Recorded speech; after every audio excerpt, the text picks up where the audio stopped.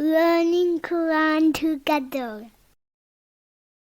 بسم اللہ الحمدللہ والصلاۃ والسلام علی رسول اللہ. سورہ محمد آیت 21. طاعتم و قول معروف، اطاعت کرنا اور بھلی بات کہنا. فاذا عزم الامر، پھر جب پختہ ہو جائے حکم. فلو صدق اللہ، تو اگر وہ اللہ تعالیٰ سے سچے رہیں. لکان خیر لہم، تو یقیناً ان کے لیے بہتر ہوگا.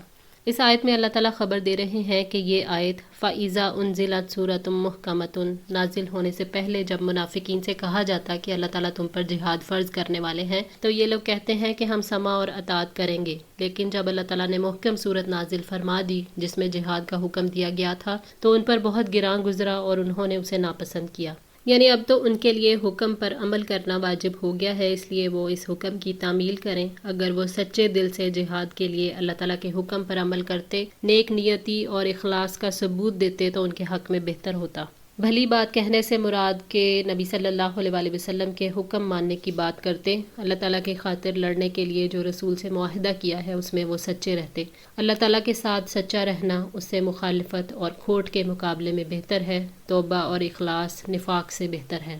فَهَلْ عَسَيْتُمْ، تو کیا امید ہے تم سے. ان تولیتم، کہ اگر تم حاکم بن جاؤ. ان تفسدوا فی الارض، تو تم زمین میں فساد برپا کر دو گے. وَتُقَطِّعُوا أَرْحَامَكُمْ، اور اپنے رشتوں کو توڑ دو گے. فساد اور قطع رحمی کی ممانعت ہے کہ اگر تمہیں حکومت مل گئی تو زمین میں فساد کرو گے اور رشتہ داریوں کو کاٹو گے. اگر یہاں تولیتم کا معنی پھر جانا اور اعراض کرنا لیا جائے تو اس کا مطلب یہ ہوگا کہ اگر تم جہاد سے بدعت کر اسلام سے پھر جاؤ تو تمہارے متعلق یہی توقع کی جا سکتی ہے کہ تم پھر سے اسلام سے پہلے کی حالت میں واپس آ جاؤ گے. انہی پہلی قبائلی جنگوں میں پڑ جاؤ گے جن سے نکلنے کی تمہیں کوئی صورت نظر نہیں آتی تھی. یعنی زمین میں شرک اور نافرمانیاں کرو گے اور رشتہ داروں کو کاٹو گے. قطع رحمی کر کے اپنی جاہلیت والی زندگی کی طرف لوٹ جاؤ گے. اور یہ احتمال ہے کہ اگر تم جہاد نہ کرو تو ملک میں بدامنی پھیلا دو گے. اولئک الذین، یہی لوگ ہیں لعنہم اللہ، جن پر اللہ تعالیٰ نے لعنت بھیجی ہے. فاصمہم، پھر اس نے بہرا کر دیا انہیں. واعمی ابصارہم، اور اس نے اندھا کر دیا ان کی آنکھوں کو. یعنی ایسے فساد کرنے والوں اور رشتہ داریوں کو توڑنے والوں پر اللہ تعالیٰ نے لعنت کی ہے. اللہ تعالیٰ نے انہیں اپنی رحمت سے دور کر دیا، تو اب نہ وہ ایسی بات سنتے ہیں جو انہیں فائدہ دے اور نہ ہی وہ دیکھتے ہیں کہ دیکھنا ان کو نفع پہنچائے.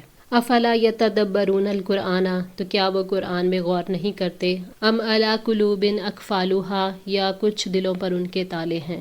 یعنی کیا وہ قرآن میں غور کر کے حق اور باطل کو پہچان نہیں لیتے. مسلمانوں اور غیر مسلموں پر واجب ہے کہ وہ قرآن میں تفکر کریں تاکہ اللہ تعالیٰ کے احکامات اور مقاصد کو وہ جان سکیں اور اس بات سے بھی آگاہ ہو سکیں کہ اللہ تعالیٰ نے اسلام سے راہ فرار اختیار کرنے والوں کے لیے کیسی کیسی سزائیں تیار کر رکھی ہیں. لہٰذا اگر وہ یعنی مسلمان اور غیر مسلم قرآن کے فہم کی راہ کو اختیار نہیں کریں گے تو اللہ تعالیٰ ان کے دلوں کو کفر اور دشمنی کے ایسے تالوں سے بند کر دے گا جس کے بعد وہ عقل سے عاری نظر آئیں گے. یعنی کیا ان کی عقلوں پر تالے لگ گئے ہیں کہ وہ قرآن کی نصیحتوں اور دلائل کو نہیں سمجھتے. اگر وہ پڑھتے تو قرآن ان کے دلوں کے دروازے کو کھول دیتا اور وہ ہدایت اور گمراہی کو پہچان جاتے. اب جب کہ ان کے دلوں پر تالے ہیں تو ہدایت دلوں میں داخل نہیں ہو سکتی. ان الذین، یقیناً جو لوگ ارتدوا علی ادبارہم، اپنی پشتوں پر پھر گئے. من بعد ما تبین لہم الہدی، اس کے بعد کہ ان کے لیے ہدایت واضح ہو گئی. الشیطان سول لہم، ان کے لیے شیطان نے خوشنما بنا دیا. واملی لہم، اور ڈھیل دی انہیں. یعنی وہ اسلام سے جاہلیت کی طرف لوٹ گئے. جن کے دل کفر کی طرف لوٹ گئے لیکن زبانیں نہیں لوٹیں اور وہ منافق ہیں. یہ معاملہ تب ہوا جب ان پر ہدایت واضح ہو گئی. قتادہ رحمۃ اللہ سے اللہ تعالیٰ کے اس فرمان کے بارے میں مروی ہے کہ اس سے مراد اللہ تعالیٰ کے دشمن اہل کتاب یہود و نصارہ ہیں جو محمد صلی اللہ علیہ وآلہ وسلم کی رسالت اور آپ کے صحابہ سے اچھی طرح واقف تھے لیکن اس کے باوجود بھی آپ کی نبوت کا انکار کرتے تھے. اللہ تعالیٰ نے آگاہ فرمایا کہ ان کا کفر کی طرف لوٹنا کسی دلیل کی بنیاد پر نہیں بلکہ ان کے دشمن ابلیس نے انہیں گمراہ کیا ہے اور برائیوں کی ترغیب ان کو دلائی ہے. ذالک بانہم، یہ اس وجہ سے کہ قالوا للذین، کہ بے شک انہوں نے ان لوگوں سے کہا کارہوا ما نزل اللہ، جنہوں نے اس چیز کو ناپسند کیا جو اللہ تعالیٰ نے نازل کی. سنطیعکم فی بعض الامر، کہ بعض معاملات میں ہم جلد ہی تمہاری اطاعت کریں گے. واللہ یعلم، اور اللہ تعالیٰ جانتا ہے اسرارہم، ان کے رازوں کو. مدینہ کے یہودیوں نے اللہ تعالیٰ کی نازل کردہ کتاب کو برا سمجھا. وہ سمجھتے تھے کہ آخری رسول جو ہوگا وہ یہودی ہوگا. اور رسالت کا خاتمہ ان پر ہوگا۔ وہ یہ توقع رکھتے تھے کہ کافروں پر مکمل فتح آخری رسول کے دور میں ہوگی اور وہ پوری دنیا پر غالب ہوگا۔ اس طرح پوری دنیا پر یہودیوں کی حکومت قائم ہو جائے گی، جبکہ اللہ تعالیٰ کے آخری رسول ابراہیم علیہ السلام کی دوسری شاخ بنی اسرائیل سے آگے پھر وہ ہجرت کر کے جب مدینہ آئے تو یہودیوں کا اثر و رسوخ ختم ہو گیا۔ اس وجہ سے یہ قرآن پاک کے نزول کو برا سمجھتے تھے۔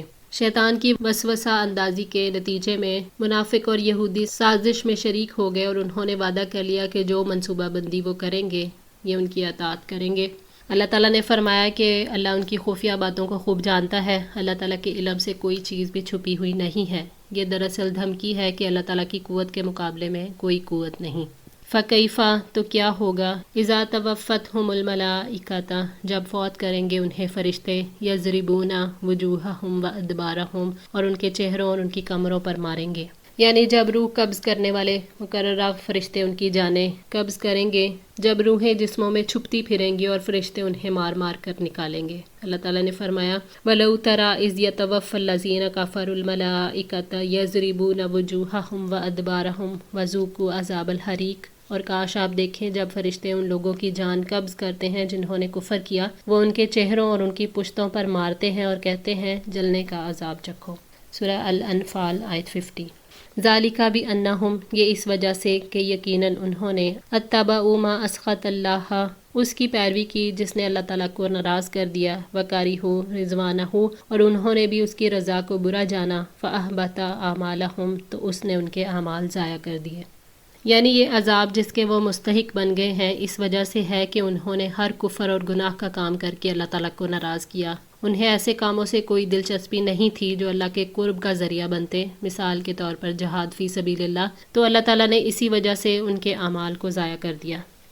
ام حسب الذین یا سمجھا ہے ان لوگوں نے فی قلوبہم مرض جن کے دلوں میں بیماری ہے، ان لن یخرج اللہ کہ ہرگز نہیں نکالے گا اللہ اضغانہم کینے ان کے، یعنی جن کے دلوں میں نفاق کی بیماری ہے، کیا وہ یہ سمجھتے ہیں کہ اللہ تعالیٰ ان کی منافقت کا پول نہیں کھولے گا اور ایمان والوں پر ان کے دلی بغض اور ان کے دلی حسد کی حقیقت کو ظاہر نہیں کرے گا۔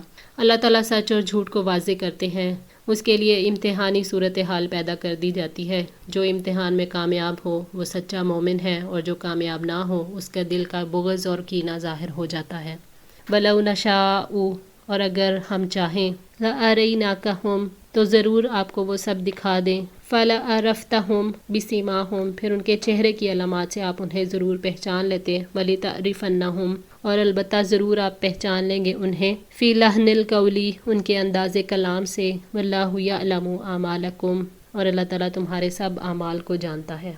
یعنی اے محمد صلی اللہ علیہ وآلہ وسلم اگر ہم چاہیں تو منافقوں کی صورتیں آپ کو دکھا دیں، آپ ان کی علامات سے ان کو پہچان لو گے، آپ ان کے دل کی بات یعنی کینہ، حسد اور بغض اور مسلمانوں کے بارے میں تو زبان کی لغزش سے پہچان لو گے۔ اللہ تعالیٰ نے مومنوں سے خطاب کر کے فرمایا کہ وہ تمہارے اعمال کو جانتا ہے، وہ تمہیں اس کے مطابق ہی جزا دے گا، اس پر ایمان اور تقوی پر صبر کرو۔